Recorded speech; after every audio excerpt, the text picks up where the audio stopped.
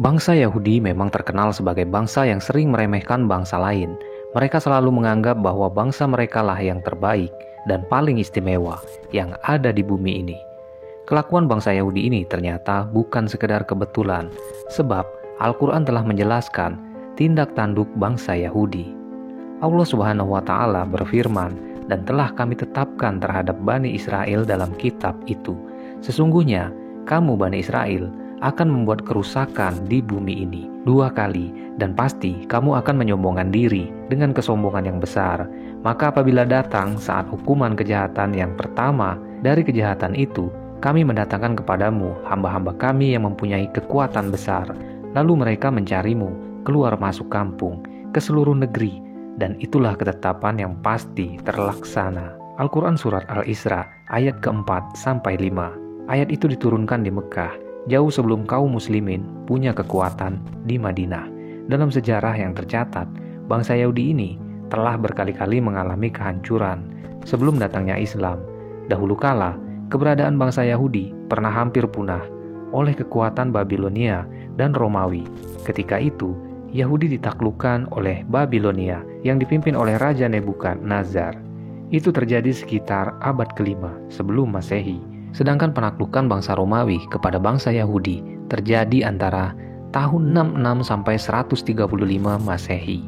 Allah Subhanahu wa Ta'ala berfirman, "Dialah yang mengeluarkan orang-orang kafir di antara ahli kitab dari kampung-kampung mereka.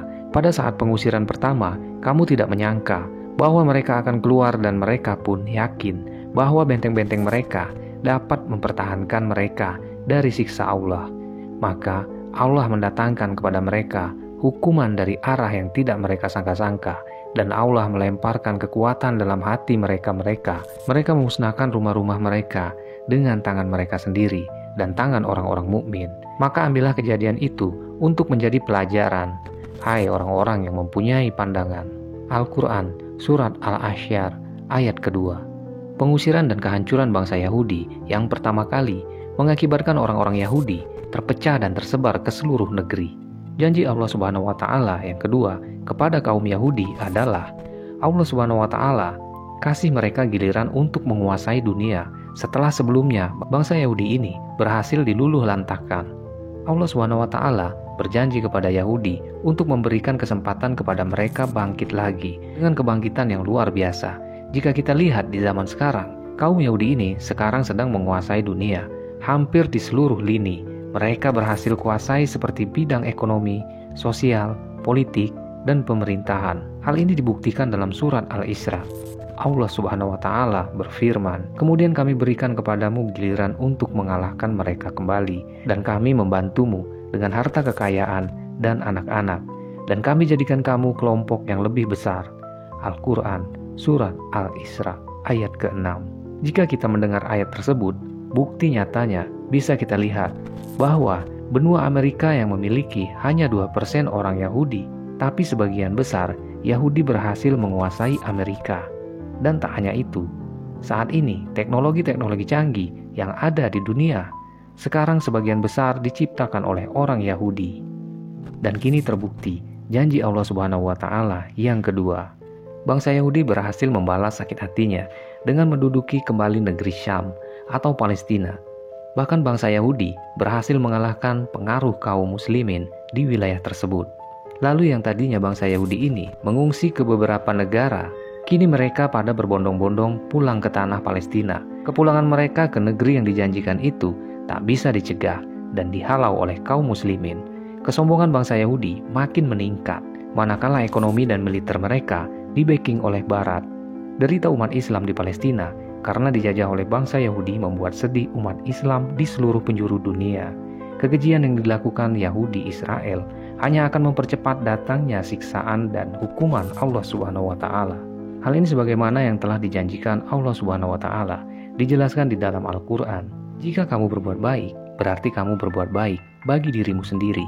Jika kamu berbuat jahat, maka kejahatan itu bagi dirimu sendiri. Dan apabila datang saat hukuman bagi kejahatan yang kedua, kami datangkan orang-orang lain untuk menyeramkan muka-muka kamu, dan mereka masuk ke dalam masjid sebagaimana musuh-musuhmu memasuki pada kali pertama.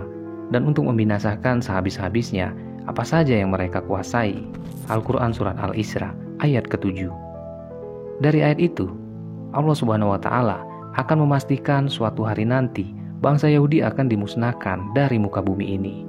Kaum muslimin pun akan kembali menguasai Masjidil Aqsa yang sekarang sedang berusaha dihancurkan oleh Yahudi di Palestina. Dan konon, menurut berita yang beredar, usaha penghancuran Masjidil Aqsa ada dua sebab. Sebab yang pertama, karena menurut pemahaman mereka di bawah tanah Masjidil Aqsa ada kuil Sulaiman. Yahudi berusaha mengeluarkan kuil tersebut dari dalam tanah, yang intinya akan mengakibatkan rubuhnya Masjidil Aqsa. Sebab yang kedua ialah karena Yahudi memang sengaja menyulut emosi seluruh umat Islam di dunia. Di hari menjelang kiamat nanti, kaum muslimin akan merebut kembali tanah Palestina dan Masjidil Aqsa. Yang ketika itu kaum muslimin di seluruh dunia akan dipimpin oleh seorang keturunan Rasulullah Shallallahu Alaihi Wasallam, yaitu Imam Al-Mahdi. Janji ketiga ini masih belum terjadi dan pasti akan terjadi. Palestina dan Masjidil Aqsa akan dikuasai kaum muslimin sebagaimana di masa pemerintahan Umar bin Khattab yang dulu pernah menaklukkan bumi Palestina. Di dalam kitab Taurat sendiri, Allah Subhanahu wa Ta'ala telah memutuskan bahwa Bani Israel akan memasuki bumi yang diberkati, yaitu bumi Palestina. Bahkan di sana mereka akan mendirikan pemerintahan, tetapi kemudian mereka akan membuat kerusakan besar sehingga menyebabkan Allah Subhanahu wa Ta'ala menghukum mereka dengan cara mengirim hamba-hambanya yang tangguh. Wallahu a'lam bishawab. Jadi itulah 3 janji Allah kepada kaum Yahudi. Semoga kisah ini bermanfaat, lebih dan kurangnya mohon dimaafkan. Dan apabila ada kesalahan kata dan salah dalam pengucapan di dalam video ini, mohon dimaafkan.